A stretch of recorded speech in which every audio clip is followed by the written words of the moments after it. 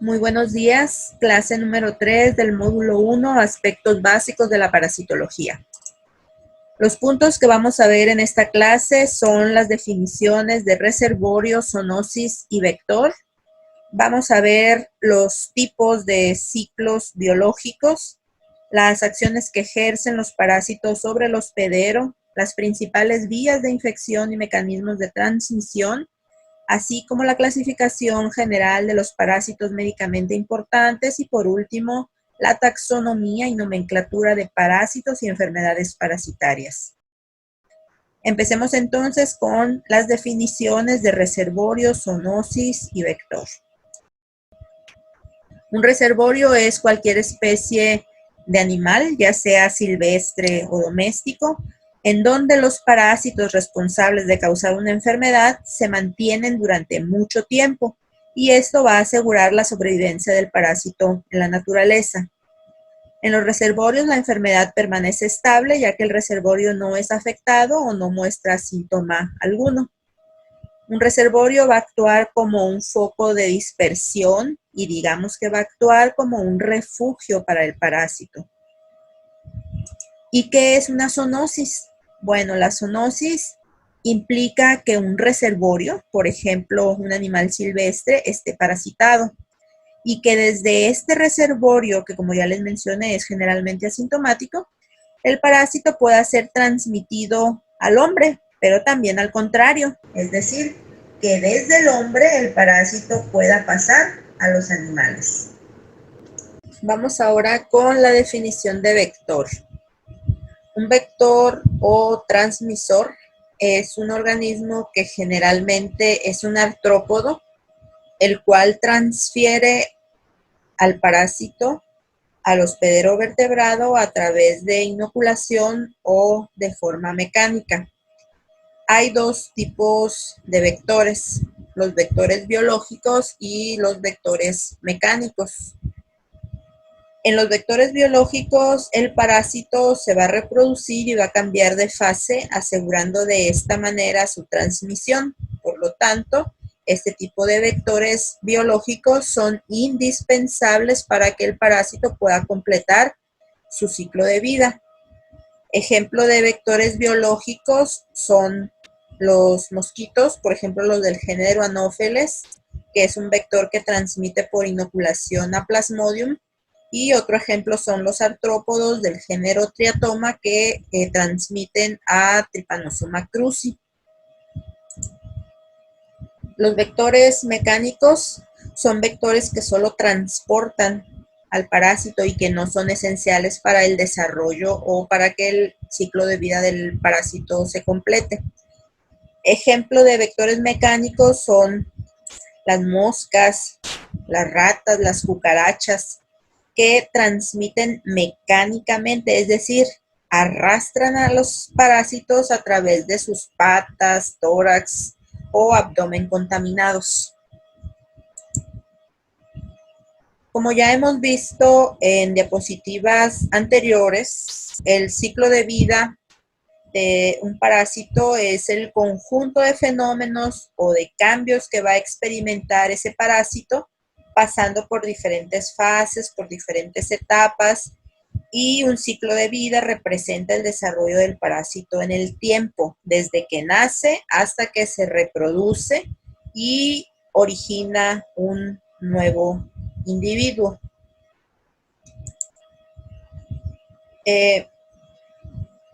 Cuando se requiere un solo hospedero para el desarrollo completo del parásito, a ese ciclo de vida se le denomina directo o monoxénico.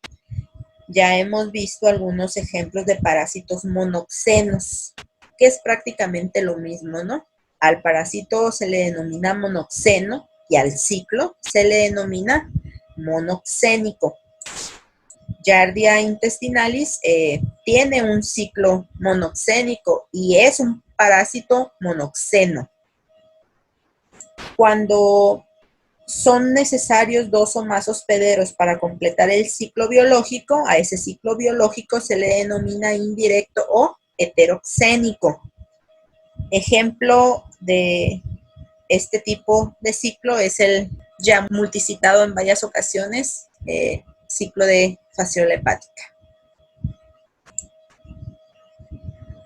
Ahora bien, los efectos negativos que los parásitos pueden ejercer sobre el hospedero se basan en diferentes acciones, como la acción mecánica, la acción exfoliadora o exfoliatriz, acción traumática y acción tóxica.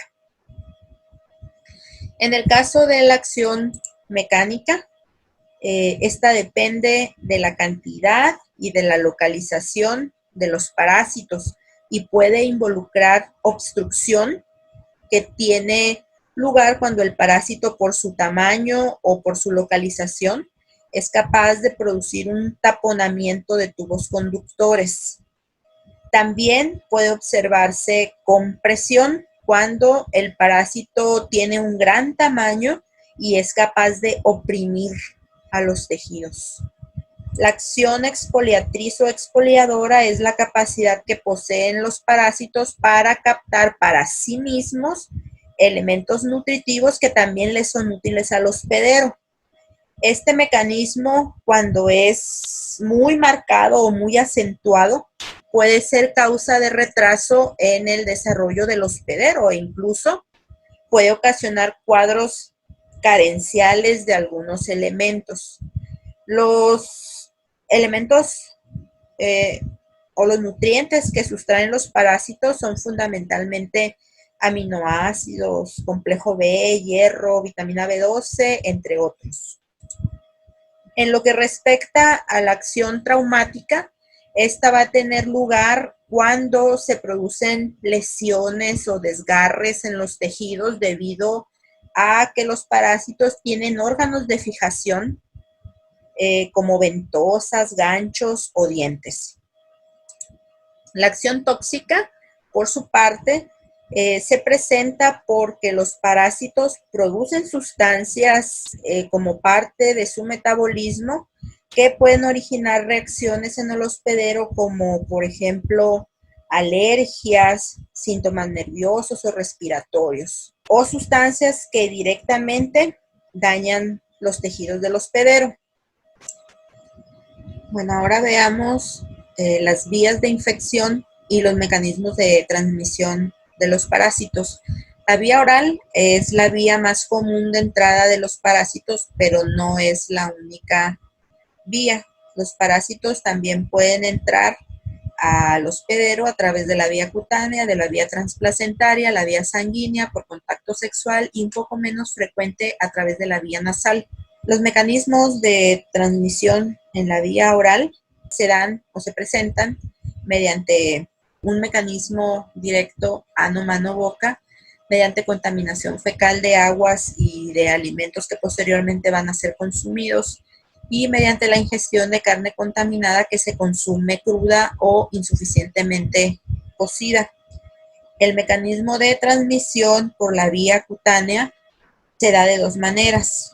Uno, el parásito atraviesa activamente la piel, como sucede en el caso de Strongyloides stercoralis o de parásitos del género Schistosoma. Y dos, mediante un vector biológico que los inocule. Por ejemplo, ya habíamos hablado de que Plasmodium es inoculado por mosquitos del género Anopheles y otro ejemplo es el parásito Leishmania, que es inoculado por mosquitos del género Luxomia. En la vía transplacentaria, el parásito pues pasa de la madre al feto y como ejemplo tenemos al parásito Toxoplasma gondii. Por vía sanguínea los mecanismos pueden ser pues por transfusiones o por trasplante de órganos. En el caso de contacto sexual hay un único parásito que se transmite por esta vía, que es Trichomonas vaginalis. Y por vía nasal ya habíamos mencionado que pueden entrar las amibas de vida libre. En esta diapositiva podemos observar que los parásitos médicamente importantes se clasifican en dos categorías, protozoarios y metazoarios. Los metazoarios incluyen a los helmintos y a los artrópodos.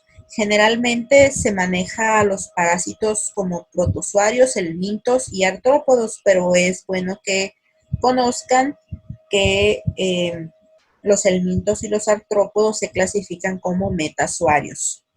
La palabra protozoario está formada por raíces griegas y significa relativo a los microorganismos primarios formados por una sola célula, mientras que la palabra metazoo o metazoario está formada también por raíces griegas y significa animal formado por células diferenciadas y agrupadas en tejidos, tal como sucede con los parásitos que son gusanos. En el curso vamos a tocar los temas relativos a protozoarios y a helmintos, y el tema de artrópodos, como les comenté, será un trabajo de investigación bibliográfica. Dentro de las características generales de protozoarios y de helmintos existen diferencias importantes entre ellos. Los protozoarios son organismos relativamente simples que están constituidos por una sola célula eucariótica. Son microscópicos, pueden ser móviles o inmóviles y se reproducen de manera sexual o asexual. Los helmintos, a diferencia de los protozoarios, son pluricelulares. La gran mayoría de ellos son macroscópicos y móviles. La reproducción que se observa en los helmintos es de tipo sexual.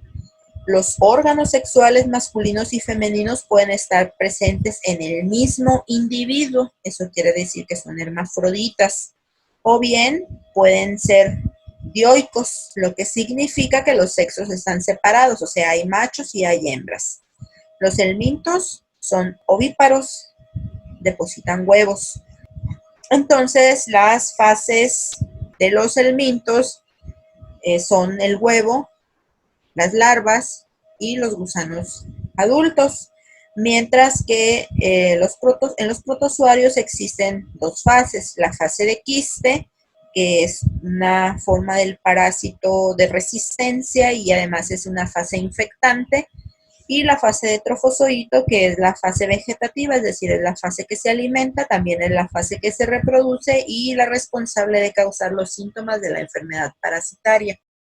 Ahora vamos a ver la clasificación de los protozoarios y de los metazoarios.